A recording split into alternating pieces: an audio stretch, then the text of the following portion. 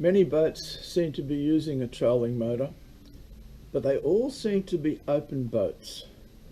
Centre consoles, side consoles, open dory vessels. But my craft is a 4.5 metre half cabin, and some problems were immediately apparent. Essentially, the bow rail would be in the road, preventing deployment. And where would the shaft and head unit lay when stowed? I will show you what I mean and the solutions I came up with. Now this is my boat. It's a 4.5 metre half cabin made back in the 80s, but very seaworthy and very strong. Now what I have done here is I've made a dummy using a piece of broomstick and a couple of containers and some masking tape, showing where I think my trolling motor is going to sit when it is stowed. Now the first thing you can see is that the bow rail is certainly preventing it being deployed. Initially I thought it might be possible to just cut out this middle section, which will enable deployment, but I'm quite certain that the remaining sections would not have any substantial strength and could even be dangerous. So the bow rail, as it sits now, will just have to go, and I'm going to replace it with something that will do the job. Today's job is to remove the old bow rail, because as we saw, it prevents the deployment of the new trolling motor, which has arrived. At this stage, I've also removed the old front hatch. We're going to modify it so instead of opening upwards, it'll open sideways, which will make access to the new trolling motor much easier. Today's job is going to be to make a timber base plate, which I will bolt through the front deck and to which I will attach the new trolling motor, which, as I said, it has arrived and is sitting in its box. Installation is progressing nicely. I've now constructed a base plate for the trolling motor out of a piece of pine, a piece of treated pine, which is 190 millimeters wide and 35 millimeters thick. Today I'm going to sand down my base plate and then paint it using nothing special to paint it, just some exterior white water-based house paint. Then I'll be able to bolt the base plate through the fiberglass deck. Well, I've now painted my piece of F7 treated pine, which I'm using as a base for the trolling motor. But one thing I've found now is that when I locate the base so it is flush with the deck where I intend to bolt it to the deck, right in this section, I find up here on the bow itself, it's a little bit high. There's a gap of about 20 mils. At first I considered I would raise the bow using fiberglass, which can be a bit messy, but now I'm going to use initially a piece of hardwood, which will fill up this gap, meaning that I can bolt the base through the deck and it'll be flush and strong. The piece of hardwood and the piece of rubber, and you can see it there at the front of my base, And now as I come down the back again, you can see when I come in a little bit closer, that looks a lot better.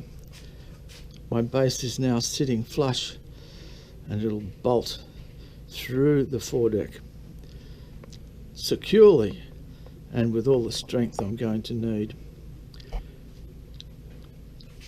How will this spacer be attached to the deck or to my base?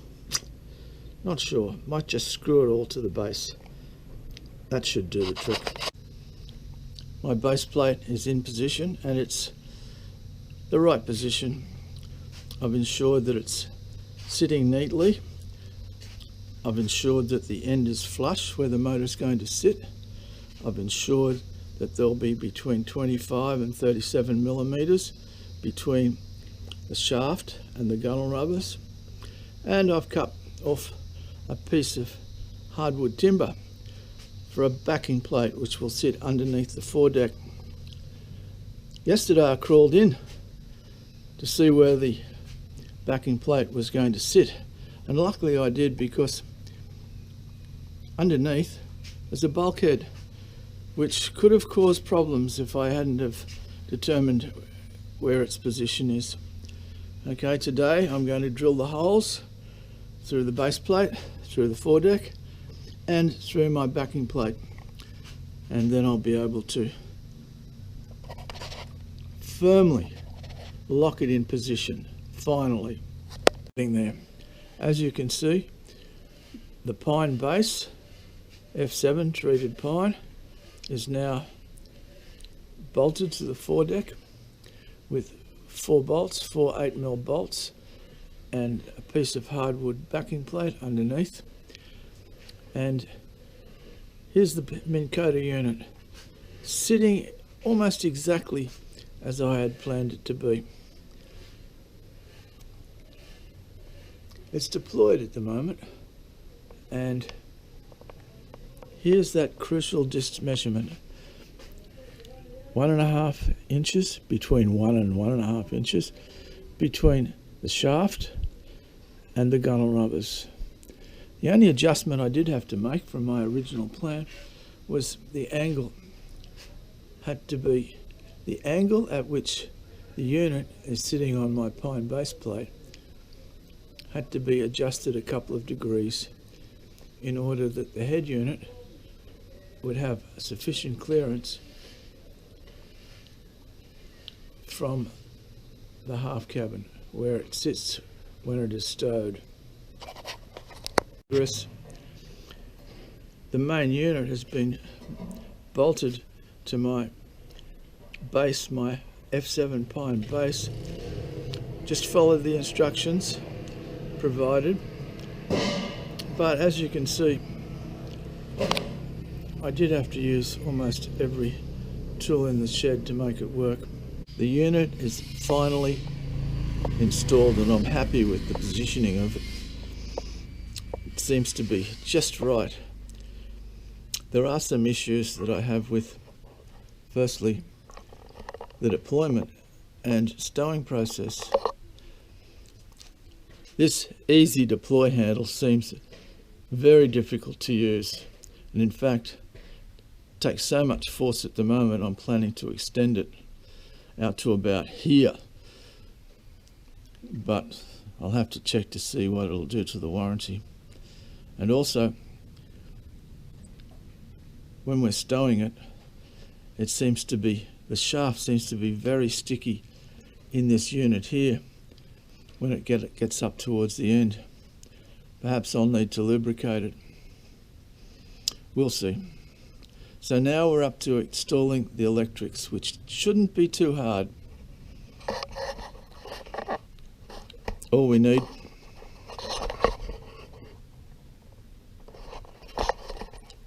need is some cable, extra cable. The cable that's provided is way too short,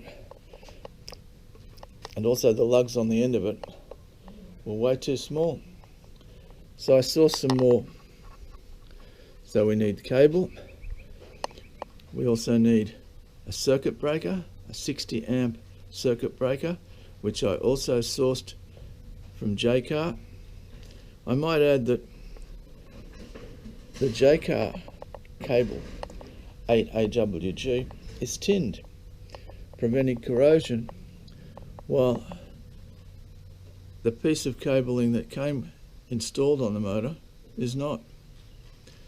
And then we need a battery, which I've already obtained.